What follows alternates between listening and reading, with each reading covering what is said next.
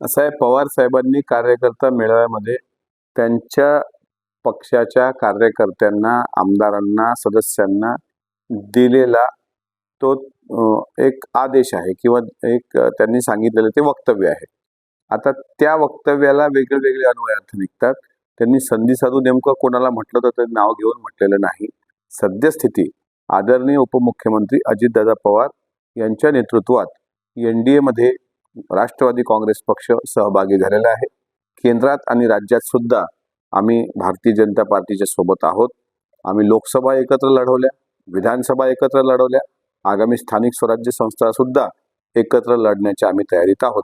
त्यामुळे आदरणीय पवार साहेबांनी काय वक्तव्य करावं हा त्यांचा अधिकार आहे.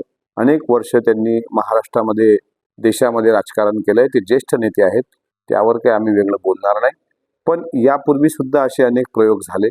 पुलोटच्या सरकारच्या वेळेस प्रयोग झाला किंवा अलीकडे महाविकास आघाडीचा सरकार स्थापन होत असताना उद्धव साहेबांच्या पक्षाची विचारधारा आणि काँग्रेसची विचारधारा ही टोकाची विरोधाची विचारधारा असताना सुद्धा आदरणीय साहेबांच्याच नेतृत्वात त्या ठिकाणी एकत्र महाविकास आघाडीचं सरकार स्थापन झालं. मात्र त्यावर आता अधिक भाष्य न करता त्यांनी त्यांच्या कार्यकर्त्यांना काय संबोधित करावं हा साहेबांचा स्वतंत्र अधिकार आहे.